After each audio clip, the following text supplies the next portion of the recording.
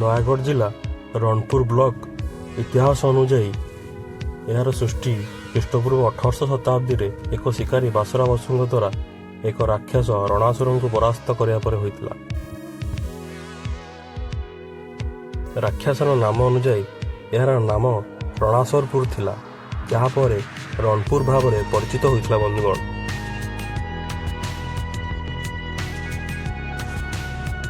1803 ମସିହାରେ ବ୍ରିଟିଶ ମରାଠାମାନଙ୍କୁ ପରାସ୍ତ କରିବା ପରେ ରଣପୁର ଏକ ବ୍ରିଟିଶ ପ୍ରୋଟେକ୍ଟୋରେଟ୍ ହୋଇଥିଲା। ନୟାଗଡ଼ ଜିଲ୍ଲା ରଣପୁର ଜଗନ୍ନାଥ ମନ୍ଦିର, ଯାହା ଦ୍ୱିତୀୟ ଶ୍ରୀକ୍ଷେତ୍ର ଭାବେ ପରିଚିତ। ବନ୍ଧୁଗଣ, ଲୋକକଥା ଅନୁସାରେ ପୁରୀ ନ ଯାଇପାରିଲେ ରଣପୁର ଜଗନ୍ନାଥଙ୍କୁ ଦର୍ଶନ କଲେ କୋଟି ପୁଣ୍ୟ ମିଳେ ବୋଲି ବିଶ୍ୱାସ ରହିଛି। କିମ୍ବଦନ୍ତୀ ଅନୁସାରେ ପ୍ରାଚୀନ ରଣାସୁରପୁର, ଯାହାକି ଆଧୁନିକ ରଣପୁରର ରାଜା ଉଦ୍ଧବ ନରେନ୍ଦ୍ର ମହାପ୍ରଭୁ ଶ୍ରୀ ଜଗନ୍ନାଥଙ୍କ ପରମ ଭକ୍ତ ଥିଲେ। ସେ ପ୍ରତିଦିନ ସ୍ନାନ ସାରି ମହାପ୍ରଭୁଙ୍କୁ ଦର୍ଶନ ପାଇଁ ଅଶ୍ଵ ଆରୋହଣ କରି ଶ୍ରୀକ୍ଷେତ୍ର ଯାଇଥାନ୍ତି। ଏକଦା ନଦୀରେ ବନ୍ୟା ଜଳ ପ୍ରବାହିତ ଯୋଗୁଁ ଉଦ୍ଧବ ଶ୍ରୀକ୍ଷେତ୍ର ଯାଇ ନ ପାରିବାରୁ ବ୍ରତଭଙ୍ଗ ହୋଇଥିଲା। ପରଦିନ ପୁରୀ କଳ୍ପବଟ ମୂଳେ 7 ଦିନ ଧରି ସେ ଅଧିଆ ପଡ଼ିଥିଲେ। ଫଳରେ ତତ୍କାଳୀନ ପୁରୀ ଗଜପତି ପ୍ରତାପରୁଦ୍ର ଦେବଙ୍କୁ ସ୍ୱପ୍ନାଦେଶ ହୋଇଥିଲା ଯେ ପ୍ରଭୁଙ୍କ 16 କଳାରୁ ଏକ କଳା ରଣପୁର ଯିବା ପାଇଁ। ରଣପୁରରେ ମଧ୍ୟ ଛତିଶା ନିଯୋଗ ସେବା ସହ ପୁରୀ ଭଳି ମହାପ୍ରଭୁଙ୍କ ଦ୍ୱାଦଶ ଯାତ୍ରା ଅନୁଷ୍ଠିତ ହୁଏ। ଶ୍ରୀକ୍ଷେତ୍ର ଭଳି ଏଠାରେ ଚନ୍ଦନ ଯାତ୍ରା, ଝୁଲଣ ଯାତ୍ରା, ସ୍ନାନ ଯାତ୍ରା ସହ 12 ମାସରେ 13 ଯାତ୍ରା ହୋଇଥାଏ।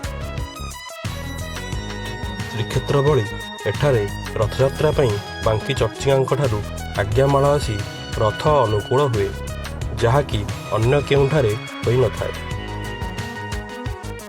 ପୁରୀ ଗଠନ ଶୈଳୀରେ ରଣପୁରରେ ବଡ଼ଦାଣ୍ଡ, ଶାମୁକାସାହି, ବାଲିସାହି, ଗୁଣ୍ଡିଚା ମନ୍ଦିର ରହିଛି। ପୁରୀ ଭଳି ରଥ ନିର୍ମାଣ ସହ ରଥଯାତ୍ରା ବି ହୋଇଥାଏ।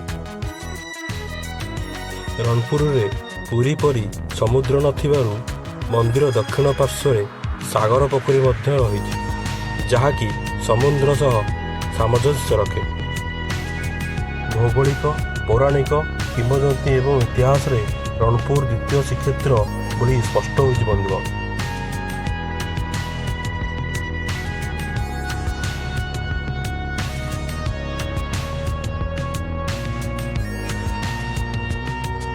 ଏଥିସହିତ ଆସନ୍ତୁ ଜାଣିବା ରଣପୁର ବ୍ଲକର ଆଉ ଏକ ଐତିହାସିକ କଥା, ଯାହାକି ମା ମଣିନାଗେଶ୍ୱରୀଙ୍କ ଉପରେ।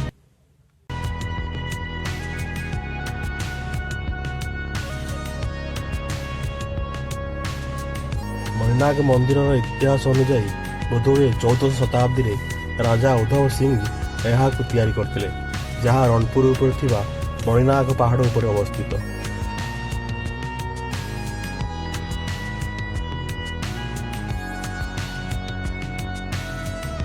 କିମ୍ବଦନ୍ତୀ ଅନୁଯାୟୀ ଏଠାରେ ଭଗବାନ ମାତା ମଣିନାଗ ପୂଜା ପାଉଛନ୍ତି।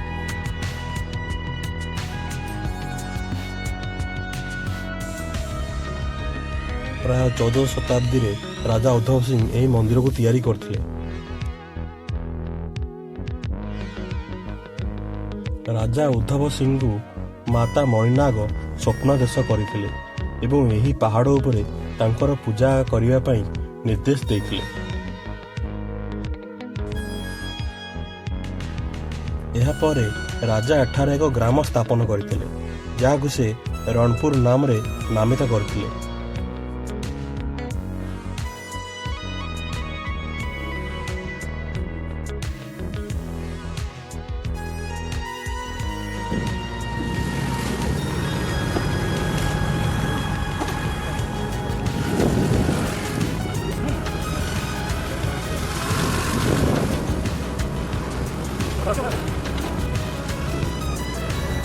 ଏହି ପାହାଡ଼ ଉପରେ ତଳ ମଣିନାଗ ଓ ଉପର ମଣିନାଗ ପୀଠ ମଧ୍ୟ ରହିଛି। ବନ୍ଧୁଗଣ,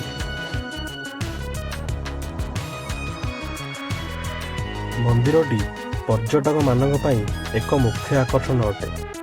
ପାହାଡ଼ ଉପରୁ ରଣପୁର ସହର ଏକ ସୁନ୍ଦର ଚିତ୍ର ଦେଖିବାକୁ ମିଳେ। ଏହିଠାରେ ଶିବରାତ୍ରି ଓ ନବରାତ୍ରି ବହୁତ ଧୁମଧାମରେ ପାଳନ କରାଯାଏ। ରଣପୁରର ଶାସକମାନେ 3600 ବର୍ଷରୁ ଉର୍ଦ୍ଧ୍ୱ ସମୟ ଧରି ଶାସନ କରିଥିବା ଦାବି ଜଣାପଡ଼େ। ପରବର୍ତ୍ତୀ ସମୟରେ ନରେନ୍ଦ୍ର ନାମକ ଏକ ଉପାଧି ପୂର୍ବ ଗଙ୍ଗା ରାଜା ଅନଙ୍ଗ ଭୀମ ଦେବଙ୍କ ଦ୍ୱାରା ଶାସକମାନଙ୍କୁ ପ୍ରଦତ୍ତ ହୋଇଥିଲା। 1947 ମସିହାରେ ଭାରତ ସ୍ୱାଧୀନ ପାଇବା ପରେ ରଣପୁର ରାଜ୍ୟ ସମେତ ଅନ୍ୟ 26ଟି ରାଜ୍ୟ ଓଡ଼ିଶା ସହିତ ମିଶ୍ରଣ ହୋଇଥିଲା। ସେତେବେଳେ ରାଜାମାନେ ଯେଉଁ ଏରିଆରେ ଶାସନ କରନ୍ତି ବା ଯେଉଁ ଅଞ୍ଚଳରେ ଶାସନ କରନ୍ତି ସେହି ଏରିଆକୁ ଏକ ରାଜ୍ୟ ଭାବେ ଘୋଷିତ କରାଯାଉଥିଲା। ଆଧୁନିକ ସମୟରେ ରଣପୁର ଏବେ ନୟାଗଡ଼ ଜିଲ୍ଲାର ଏକ ତହସିଲ ଏବଂ ବିଧାନସଭା କ୍ଷେତ୍ର ଅଟେ। ପ୍ରଭୁ ଜଗନ୍ନାଥଙ୍କ ନିର୍ଦ୍ଦେଶ ଅନୁସାରେ ଉଦ୍ଧବ ନରେନ୍ଦ୍ର 1363 ସାଲରେ ରଣପୁରରେ ଜଗନ୍ନାଥ ମନ୍ଦିର ନିର୍ମାଣ କରିଥିଲେ। ତତ୍କାଳୀନ ଗଜପତି ପ୍ରତାପ ରୁଦ୍ରଦେବ ରଣପୁର ରାଜା ଉଦ୍ଧବ ନରେନ୍ଦ୍ରଙ୍କ ଶିରରେ ଶାଢ଼ୀ ବାନ୍ଧି ନରେନ୍ଦ୍ର ଉପାଧିରେ ବିଭୂଷିତ କରିଥିଲେ। ପୁରୀର ନରେନ୍ଦ୍ର ପୁଷ୍କରିଣୀ ରଣପୁର ରାଜା ଉଦ୍ଧବ ନରେନ୍ଦ୍ର ହିଁ ଖୋଳାଇଥିଲେ। ସେହିପରି ପୌରାଣିକ କପିଳ ସଂହିତା, ସ୍କନ୍ଦ ପୁରାଣ ଏବଂ ଶ୍ରୀକ୍ଷେତ୍ର ମହାତ୍ମ୍ୟ ଅନୁସାରେ ରଣପୁର ହିଁ ଦ୍ୱିତୀୟ ଶ୍ରୀକ୍ଷେତ୍ର ବୋଲି ଦାବି କରାଯାଉଛି। କପିଳ ସଂହିତାରେ ଏହି ନେଇ ବିଶେଷ ଭାବେ ବର୍ଣ୍ଣନା ରହିଥିବା ଐତିହାସିକ କୁହାଯାଏ ଯେ ମହାପ୍ରଭୁ କଣ୍ଟିଲ ନୀଳମାଧବ କ୍ଷେତ୍ରରୁ ଶ୍ରୀକ୍ଷେତ୍ର ଆସିବା ପରେ ବିଶ୍ୱବସୁ ଏବଂ ତାଙ୍କ ବଂଶଧରମାନେ ଶ୍ରୀକ୍ଷେତ୍ରରେ ସେବା ପୂଜାର ଅଧିକାର ପାଇଥିଲେ ଏବଂ ବିଶ୍ୱବସୁଙ୍କ ଭାଇ ବିଶ୍ୱବାସବ ଚକାଶିଳା ପୂଜା କରି ରଣପୁର ଗଡ଼ରେ ଶାସନ କରିଥିଲେ। ଶ୍ରୀକ୍ଷେତ୍ର ଭଳି ରଣପୁରରେ ଚତୁର୍ଦ୍ଧାମୂର୍ତ୍ତିଙ୍କ ନିକଟରେ ପ୍ରତ୍ୟହ ମଙ୍ଗଳ ଆଳତୀ ଠାରୁ ଆରମ୍ଭ କରି ବଡ଼ସିଂହାର ରାତ୍ରପଣ୍ଡି ପର୍ଯ୍ୟନ୍ତ ସମାନ ଭାବେ ନୀତିକାନ୍ତି ହୁଏ।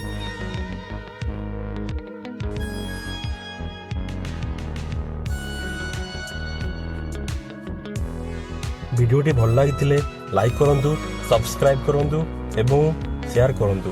ରହିଲି ବନ୍ଧୁଗଣ, ଆଉ ଦେଖା ହେବ ଆଉ ଏକ ନୂଆ ଅଧ୍ୟାୟରେ। ଜୟ ଜଗନ୍ନାଥ।